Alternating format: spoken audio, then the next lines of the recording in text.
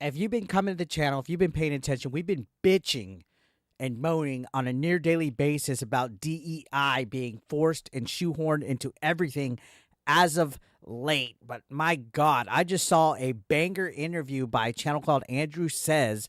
I'm going to leave a link in the description, but we're going to react to some parts of this because he has a former composer of some of the Halo games, Marty O'Donnell, on here, literally exposing Microsoft for pushing woke changes in the Halo series because they were in fear of being labeled Islamophobic back in 2002, 2003. He gives his opinion on DEI and everything. This is just a great listen to because, I mean, if you think about everything about how far consulting firms like Sweet Baby Inc. are just trying to inject all the wokeness into like everything that we consume, you could see that it started way back then with small little things like not offending certain religions, and now it's full blown. You can't just offend any fucking little thing without them squeaking out loud and trying to cancel your video game, as we've seen with like Black Myth Wukong as of late being labeled sexist. So without any further ado, this is going to be a long video. I hope you guys have a snack and a drink. I got my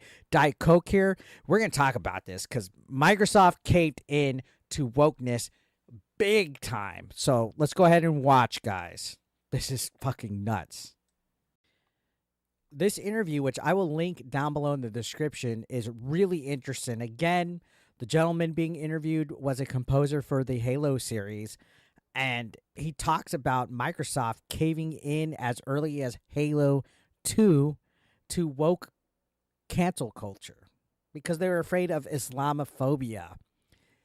We didn't see too much as far as DEI and anything like that goes back in the day, but it's really interesting to see, I guess, a perspective of somebody who's seen it slowly inject in the gaming industry. So let's begin. Brothers Games has started a program, a leadership program for women and non-binary people. This comes right after they lost $200 million on a Suicide Squad video game that they hired a DEI consultancy firm to write characters for.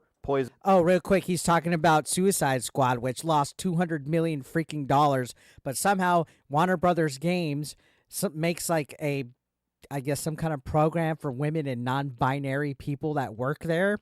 How do they have the money to fund and make that when they lost $200 million? It's like they're more focused on making DEI programs and diversity injection and all this nonsense that we bitch about every day. Instead of making good video games, they could have used that money to make that women and non-binary program to make Suicide Squad a good game. So instead, what he's saying is exactly true. They're Ivy is an putting their funds in the wrong place. Girl, for example, we'll leave it at that. But they create these characters for people and they create narratives for people. I've spoken to some people in the industry about this before. When you were involved in games, was this on anybody's mind? Was the amount of diversity, the amount of transgender characters in games, was this ever ever a topic that anybody thought they should worry about? So this is a really good question because, again, Marty O'Donnell was working on the Halo series back in the day. So you got to think early 2000s DEI. I don't remember hearing much about that.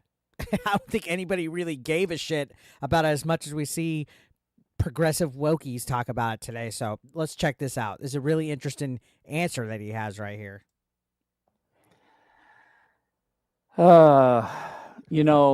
No, it wasn't. And the current, go woke, go broke. We just keep seeing that happen over and over again. When DEI is not DEI, it is not diversity, equity, and inclusion. It is code word for essentially a Marxist worldview of power structures, and there's so many catchwords that are being injected into the conversation.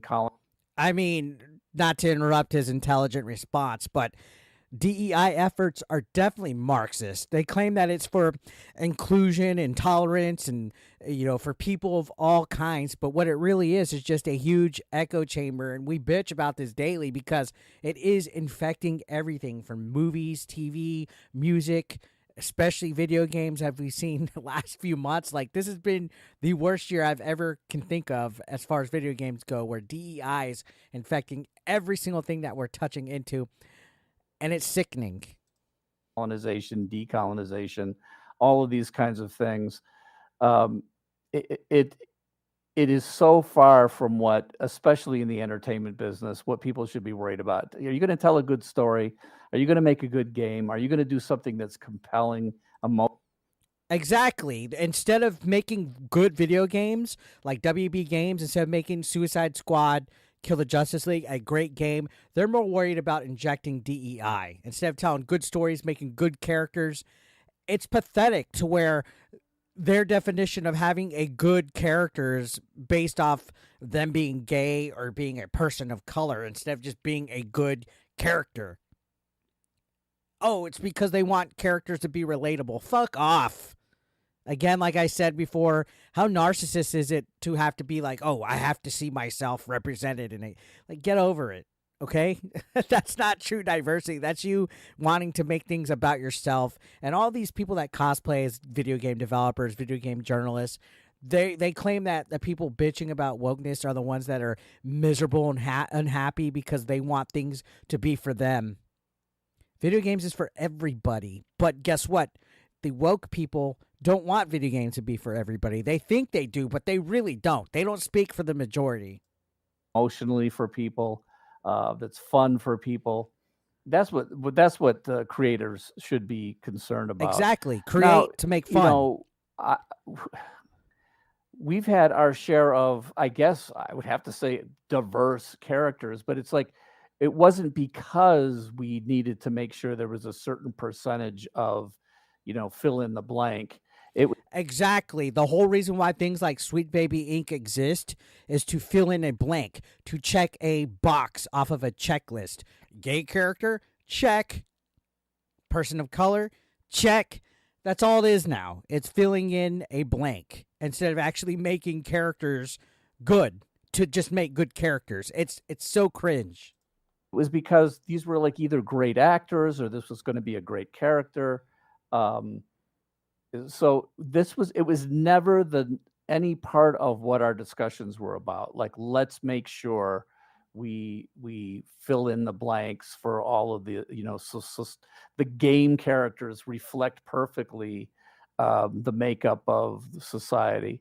And what's funny is DEI talks about video game characters reflecting perfectly of what real society is, but guess what? They are far from that. You see the characters that they make now, they're all no personality, very gray, not even human. Like, the eyes are dead. The characters just look fucking weird. Look what they did to Jean Grey in the upcoming Wolverine game or the Pokemon Go avatar updates.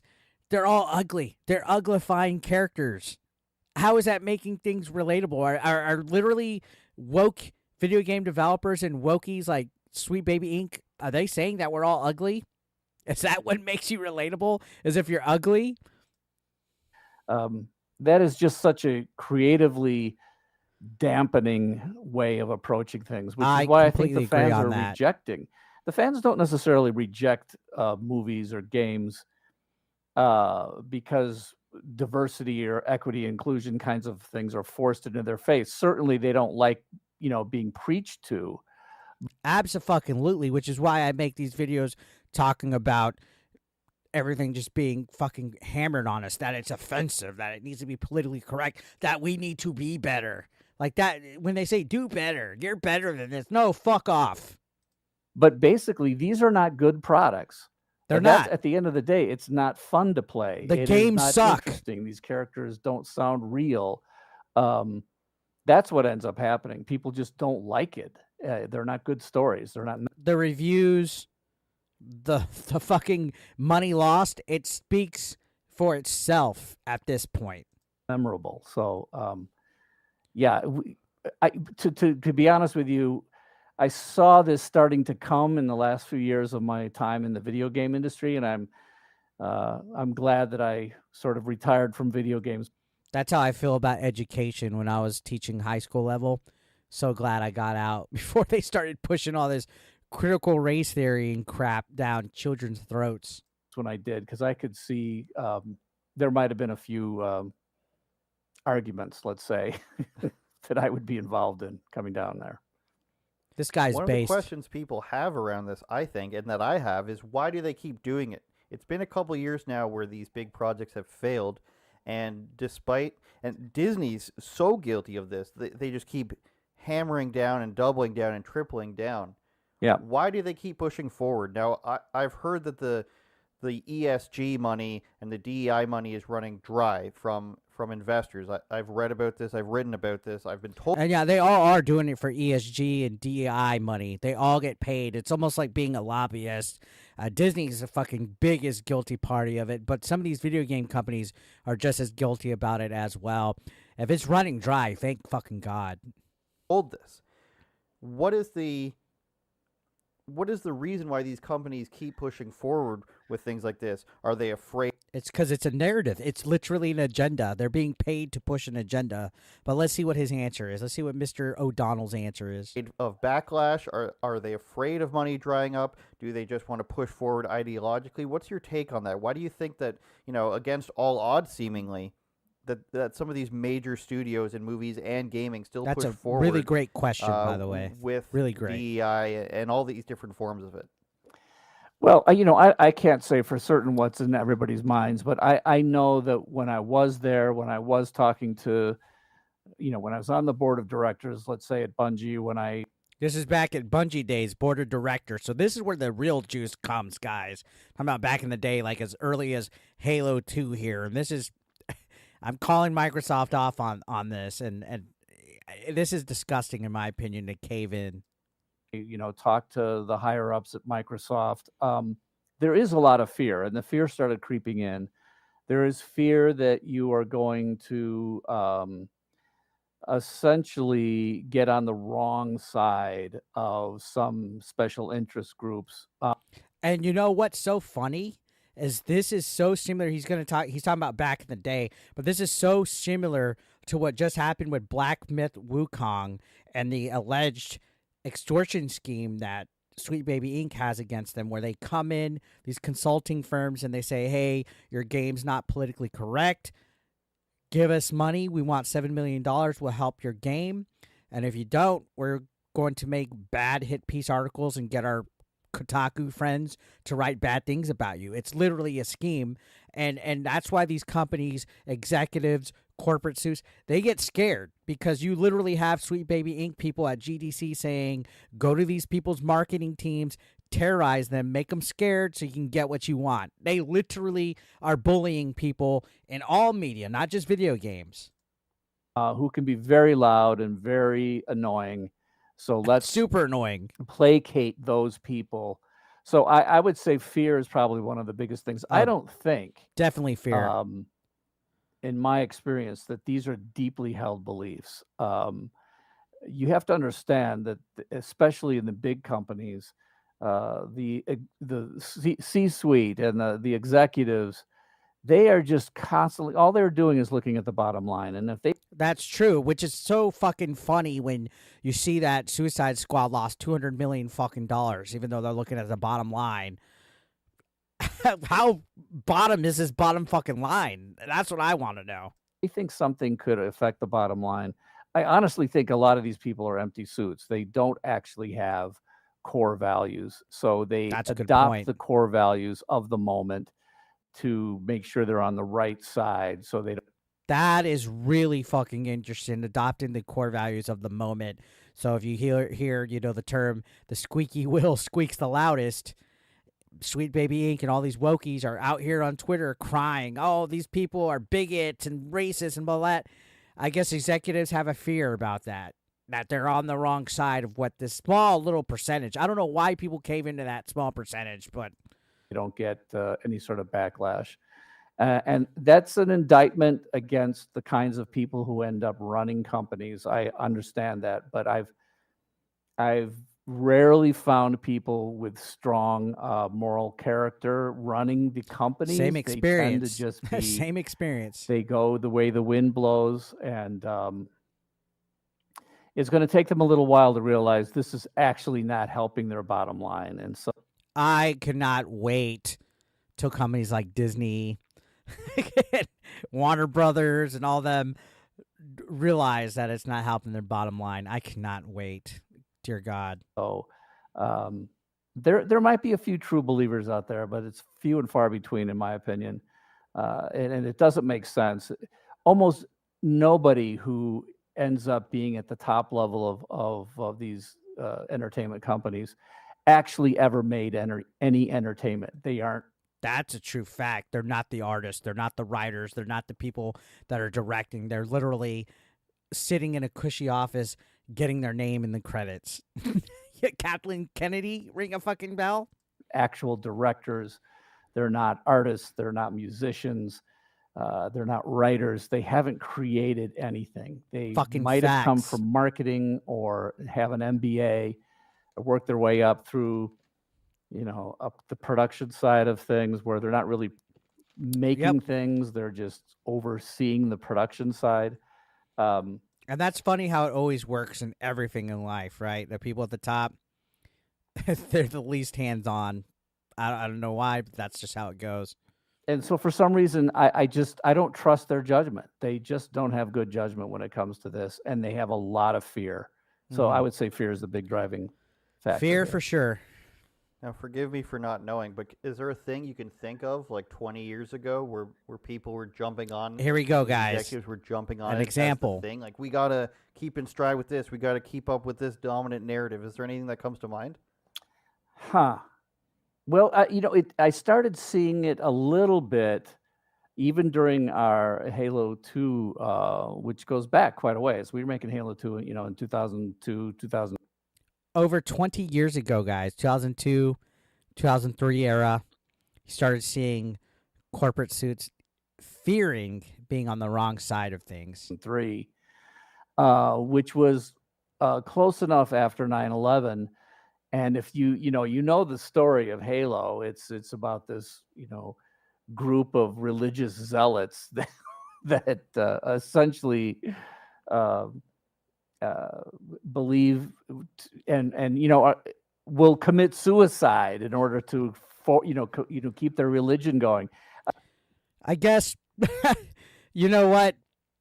That makes a lot of sense back then because this was fresh off of 9/11, like you said. But for a corporate company to cave in, I don't remember Islamophobia being that big of a deal because we didn't really have social media that back then. I mean, MySpace didn't become a thing till like what, 2004? I mean, that's the characters we had for the Covenant, and we that started making Microsoft a little bit nervous because they felt like there was could be some backlash from the Muslim community in the Middle East that maybe. Look, the thing is though, Halo is in a fictional world with fictional characters. A lot of stuff, even though you might relate to it in real life, it's not based off of anybody because it's a fictitious story. Don't you ever see like television shows and movie shows where it says the story's fictitious? Any resemblance to any real people or real situations is purely coincidental. They should have just said fuck you to anybody that would have tried to cancel Halo 2 over Islamophobia and shit. This could be seen as, Islamophobic. And so we had to be, all of a sudden we were being asked to be very careful about some names of people or references or phrases and things like that. So I started seeing that and I thought, well, that's not necessarily unreasonable because we weren't trying to do some sort of allegory. Now, I will say this, if he said that we're trying to do an allegory, if you're trying to keep it neutral and not try to make a political commentary or any activism with your game to kind of avoid the situation, I could see that.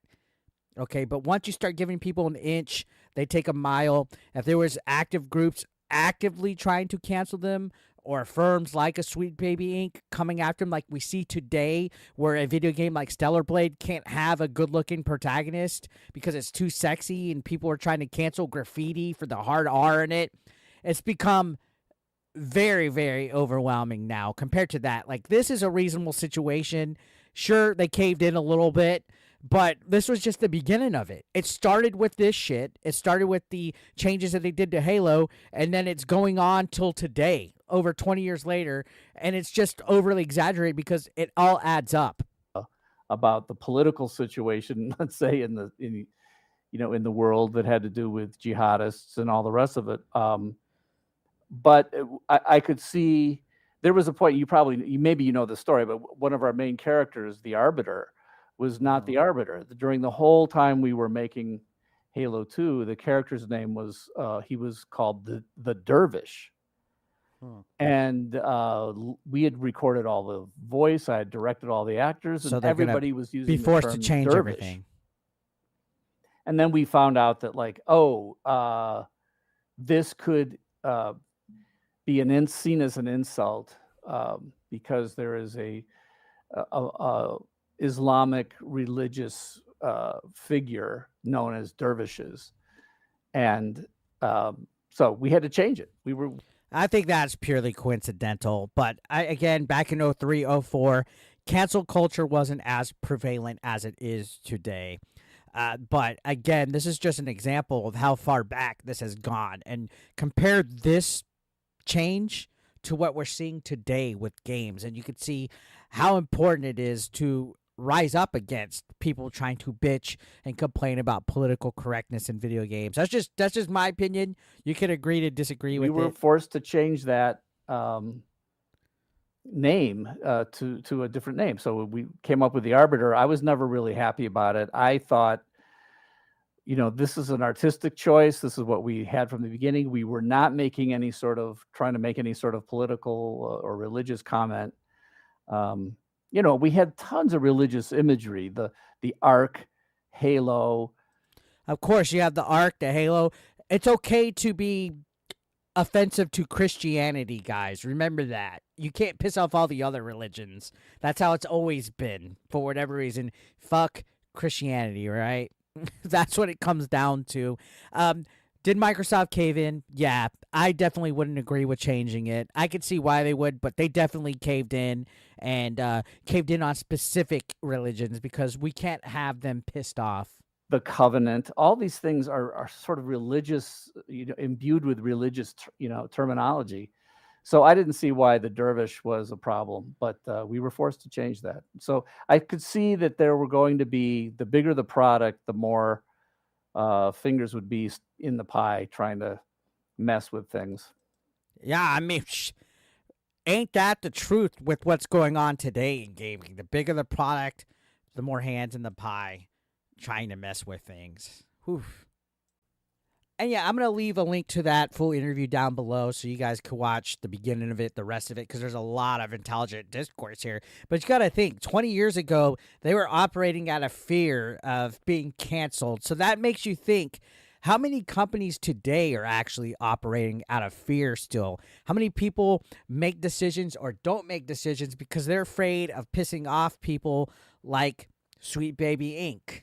and getting hit pieces written about them? Like, how deep does this really go? How deep is this Gamergate 2.0? Who's really involved? I know some people try to say it's a hallucination, that it's just tinfoil hat conspiracies, but the more that you really sit down and look at it, the more you look at stories like the Black Myth Wukong story that's been going on, the more that you see Sweet Baby Inc. detected getting attacked by Chris Kindred, the more that you see these guys pile up and try to, I guess, cyberbully people that go against the grain and go against the woke narrative, the more that it really seems like it's always been about cancel culture with these people for decades, at least since this young man, I say young man, but O'Donnell, who has been working for 20 years, and I say young man out of love. I always call people young man, even if they're old or not, call them handsome, whatever, slim if they're fat. You got to think, how long has this been going on? How long has Microsoft been placating to be scared? Do you think it's been going on? I feel like it has been. And not just with them, but like with Sony, Nintendo to an extent, Disney, of course. It's ridiculous how deep this truly can go. And that's why I'm tired of it. I'm tired of DEI coming in here. Why are executives embracing woke ideology? Why are they helping promote a DEI agenda, whether people seem to think that is negativity or not? It's facts, guys. Look at everything that we're seeing every day. I've never, again, in my lifetime, since before 2024, I've seen so much of it being injected into our games daily, censorship in our video games, people just being nuts. And then when you question it, when you say, hey, guys, this isn't normal to have this shoehorned and forced into things, you're the bad guy. You're the bigot. You're the racist one. You're the negative one. Or my new favorite, you're a grifter. You're a grifter because you're making videos about this content and you're catering to this lowest common denominator audience that is the Quartering and Melanie Mack and all these guys. You're targeting a bigoted audience, and that's the audience you want. It's like, okay, do I want them or do I want the audience that tries to cancel anybody that has a different opinion? The audience that doxes families, that contacts wives, that invades privacy, that just acts unsufferable, that challenges people to fights, that physically threatens people with violence and wants people to have no safety and live in fear? Do I want that audience because, they're accepting, they're the intolerant tolerant? No, I want true diversity. The diversity that you guys claim is natural and not forced in. Bullshit. Or else why would we have Sweet Baby Inc.? These guys, I don't know. I cannot fathom being on that side, being that unhinged, that clueless, that stupid to think that you're making a positive difference in the world of gaming by thinking the way that these people do.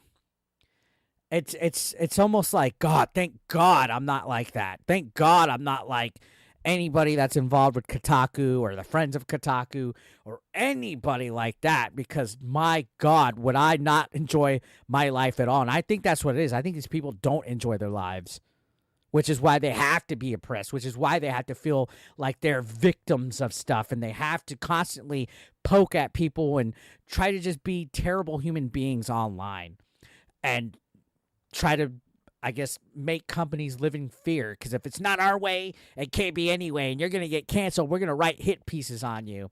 So I saw this interview, and I just thought it was great. A great listen. Somebody that was a composer for numerous Halo games, including the first, second, third, In Reach, and just detailing everything that he experienced with Microsoft executives when they started to kind of stick their fingers in the pie and meddle with the franchise out of fear, pushing woke changes because they didn't want to be labeled Islamophobic, because people out there would cry if they didn't make changes. It's always criers that cry the loudest. Anyways, what do you guys think? Let me know your thoughts. Subscribe if you're brand new. Appreciate y'all.